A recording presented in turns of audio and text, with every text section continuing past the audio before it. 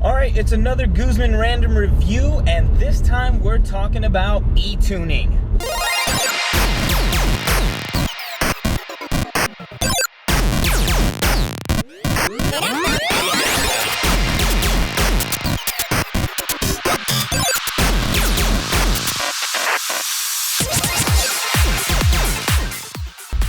Okay, so just like I said at the beginning, this is all about e-tuning, sponsored by ClarkTurnerTuning.com.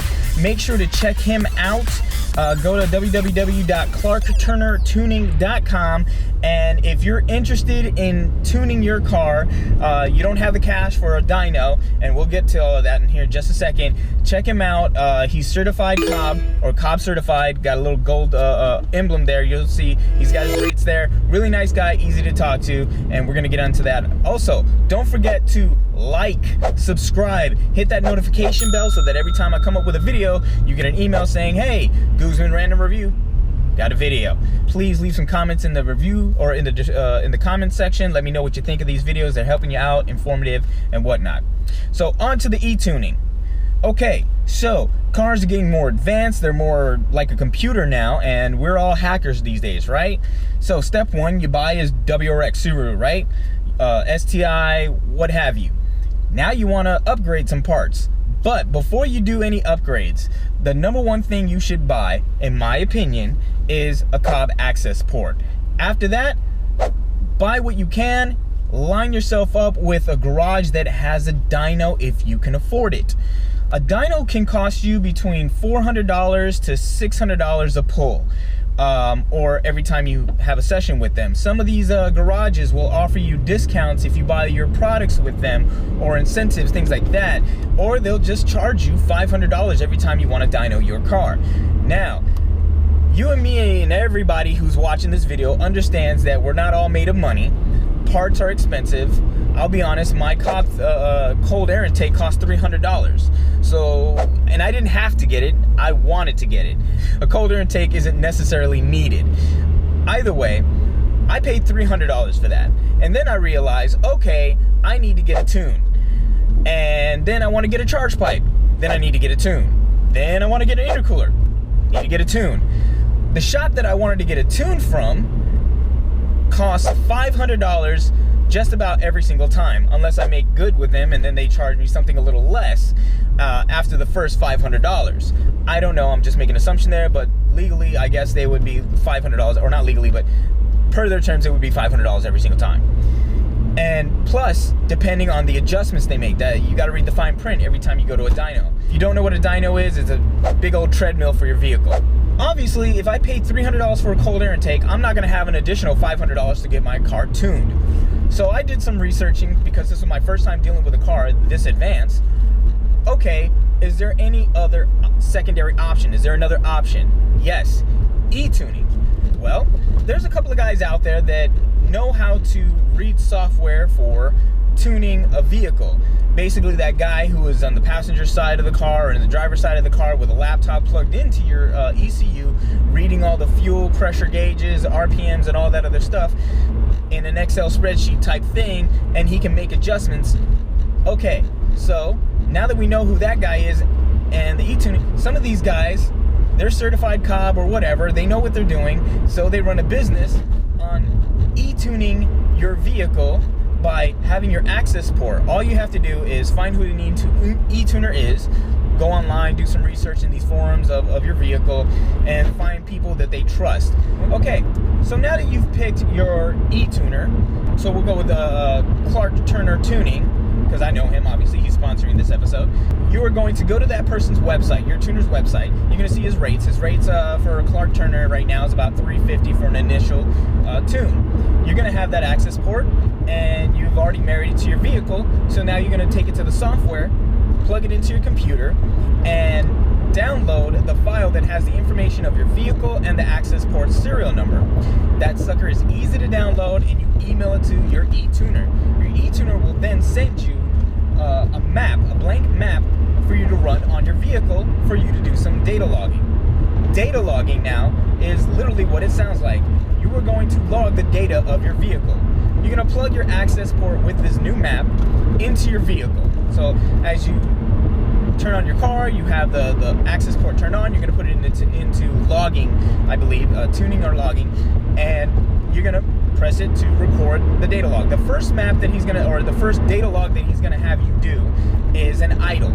So you're gonna idle the car sitting in a parking lot or your garage, wherever, at home safely, and you're gonna idle for 1 minute. You're gonna record your car sitting for 1 minute. Done, easy, right? Then you're gonna stop that data log, then you're gonna do a second data log. The second data log that you're gonna run is a 45 mile an hour or a 55 mile an hour run for 1 mile. You're gonna keep it steady. It's called a cruise data log, all right? So this is gonna show him again how your car is running at 45 or 55 miles an hour, get all that pressure gauge information. All right, so the third data log you're gonna do is a WOT, also known as wide open throttle. This is the run that you see on dynos all the time where people just slam on the car. You put your car in third gear and you basically step on the gas until it hits a certain RPM. So the instruction is gonna tell you, go to a safe location, a closed track, you know, some blank street. Don't go anywhere illegal. Don't do it on any local streets or anything like that. I'm not telling you to go to a nearby, your neighborhood or whatever, have somebody block off a street or something like that. No, we are not Fast and Furious. It ain't a movie. Go to a track, someplace safe, legally, a nice flat strip of road, and you're gonna put it in third gear. You're not gonna do it from a standstill. You're gonna drive from first to second, get it to about 2,000 RPM in third gear, and step on the gas. Make sure you have that Cobb Accessport readily available so that you can press the button to data log at 2,000 RPMs in third gear. Step on it until it reaches about 5,000 RPM. Some people go to 6,000. Some different e-tuners go to 6,000. Clark likes to do 5,000. So we hit to 5,000 RPM, you hit that data log button, boom, you're recorded. That's how you get 1, 2, 3 data logs out the door, and you put that in an email, send that to Clark Turner. So your first one's gonna have about 4 files. Data log and the 3 maps. Send that to him. He's gonna take that, compute that information, and you, the two of you, are gonna go back and forth with emails and testing on the road. So after he receives your email back, he will send you another map. Don't think that first map that he sends you is done. That is him testing. Remember, you're not at his garage on a dyno able to read it one time and do the run and that's it. He needs to get a feel for your car. You're gonna do this about 2 or 3 times. Does it cost $350 every single time? No. Clark Turner tuning is precise.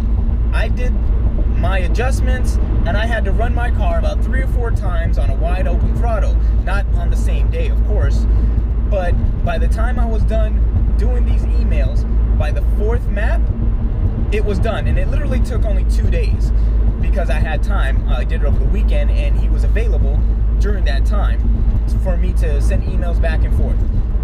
So that's why I like working personally with Clark Turner Tuning.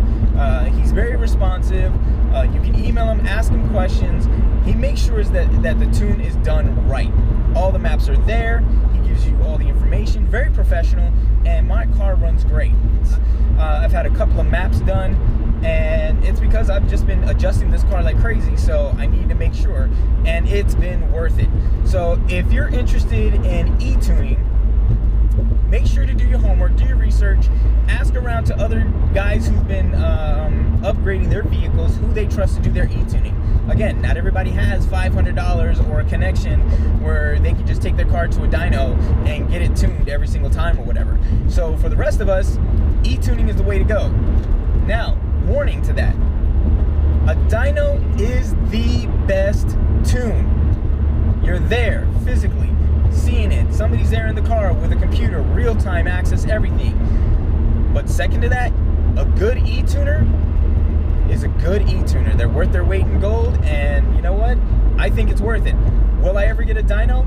Yes. Eventually, I will get a dyno. I will take it to my nearest garage, pay the $500, and get it done when I need it. Right now, I'm good with my e-tuner. I trust Clark Turner Tuning. A lot of other people do. He's Cobb certified, which is great. That's another thing. You want to see what kind of certification this guy has.